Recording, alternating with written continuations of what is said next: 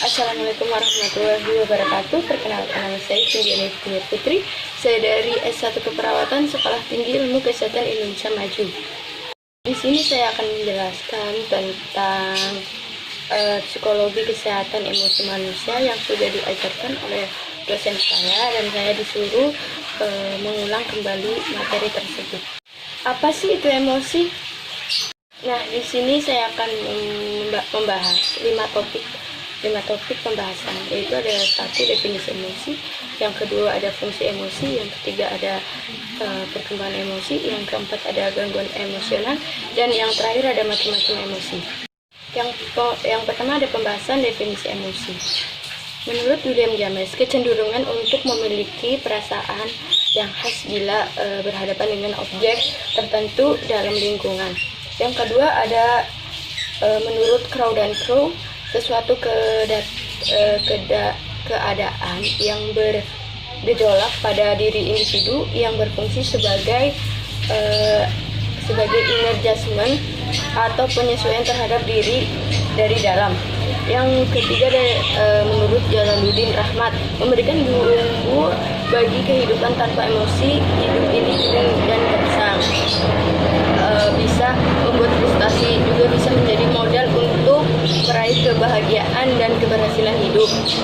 Bergantung emosi mana yang kita pilih dalam reaksi kita terhadap orang lain, kejadian, situasi di sekitar kita. Watson, 3 emosi dasar manusia. Yang pertama ada fear, berkembang menjadi cemas. Rage, berkembang menjadi marah. Love, berkembang menjadi simpati. Selanjutnya describe 6 emosi dasar manusia. Yang pertama ada keinginan, yang kedua ada benci, yang ketiga ada kagum, yang keempat ada kesedihan, yang kelima ada cinta, yang terakhir ada kegembiraan. Nah, selanjutnya ada fungsi emosi. Fungsi emosi dibagi menjadi 4. Yang pertama ada energizer, yang kedua ada messenger, yang ketiga ada pembawa pesan, yang keempat ada sumber informasi. Nah, di sini saya akan menjelaskan energizer. Artinya ketika seseorang merasakan emosi, maka tubuhnya akan bergerak untuk melakukan apa yang dirasakannya. Dalam hal ini, emosi membangkitkan dan memobilitasi energi kita. Contohnya ketika kita takut, itu akan berteriak atau lari. Yang kedua ada messenger, maksudnya tuh ketika emosi kita merasakan diri kita, maka secara tidak langsung kita menyadari ketika sedang terjadi pada kita, atau stimuli yang kita dapat dari lingkungan seperti kita sedang merasakan bahagia, berarti kita sedang memperoleh sesuatu yang kita senangi, atau dapat terhindar dari sesuatu yang kita benci. Pembawa pesan pasti memiliki tujuan atau pesan yang akan disampaikan. Seperti ketika kita dalam cerita itu terdapat cerita sedih atau membuat kita menangis, bahkan sahabat kita juga turut menangis. Yang terakhir ada sumber informasi. Apa sih tentang keberhasilan kita dalam mencapai sesuatu dapat kita ekspresikan dengan rasa senang atau gembira. Sedangkan kegagalan dapat kita ungkapkan dengan rasa sedih. Contohnya ketika kita melihat hasil kita kelulusan belajar, ketika kita dinyatakan lulus, maka akan bersorak gembira. Namun jika sebaliknya, maka kita akan meneteskan air mata. Yang ketiga ada perkembangan emosi. Reaksi emosi sangat ditentukan oleh lingkungan, pengalaman, kebudayaan, dan individu itu sendiri. Respon emosional anak kecil lebih sederhana dibandingkan dengan orang dewasa. Berkembang tingkat yang paling rumit anak kecil marah berbeda dengan orang dewasa. Respon emosional melalui 4 jalur stimulus: perasaan, respon internal, pola tingkah laku. Perkembangan emosi tertentu oleh proses pematangan dan proses belajar. Seseorang bayi untuk bisa tertawa memerlukan tingkat kematangan tertentu setelah bisa digunakan untuk mengekspresikan pesan tertentu. Ilustrasi seorang bayi menuju ke dewasa. Baru lahir, menangis 3 bulan, lalu rasa senang dan gembira itu berumur 5 bulan. Nah, selanjutnya marah dan benci 7 bulan. Selanjutnya juga perasaan takut semakin besar kemudian untuk belajar. Lalu perkembangan emosional semakin rumit atau ditentukan oleh proses belajar pada saat dewasa. Pembahasan yang keempat ada gangguan emosional.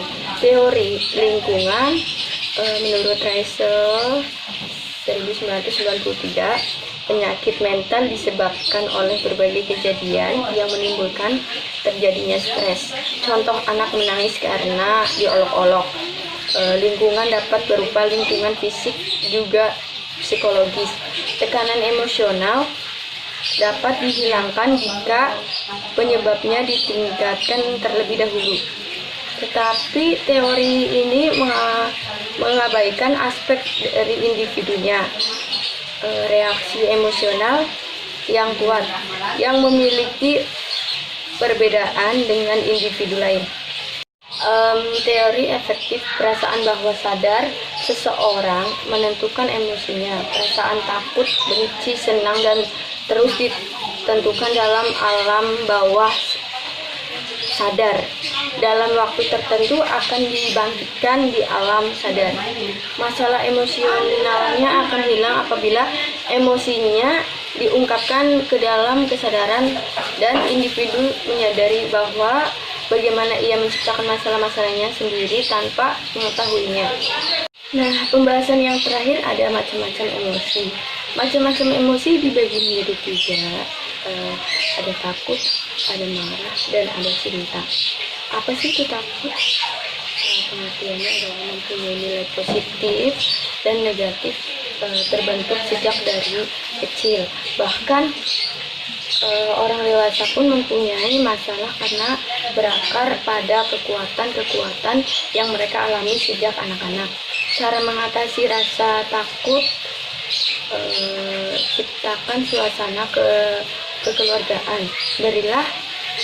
Berilah penghargaan, tanamkan ada kewajiban sosial yang perlu ditaati. Tubuhnya kepercayaan dan kebenaran. Dan marah pada anak kecil: menjatuhkan diri ke lantai, menendang, menangis, teriak, dan lain-lain. Ini mempengaruhi oleh faktor kematangan dan belajar, diarahkan ke dalam diri atau keluar dirinya. Yang terakhir ada cinta. Cinta sebagai alat untuk mengatasi keterpisahan manusia, sebagai memenuhi kerinduan dan kesatuan. Akan tetapi di atas itu semua ada kebutuhan biologis. Nah, sekian dari saya. Apabila ada salah-salah kata, mohon dimaafkan. Terima kasih. Wassalamualaikum warahmatullahi wabarakatuh.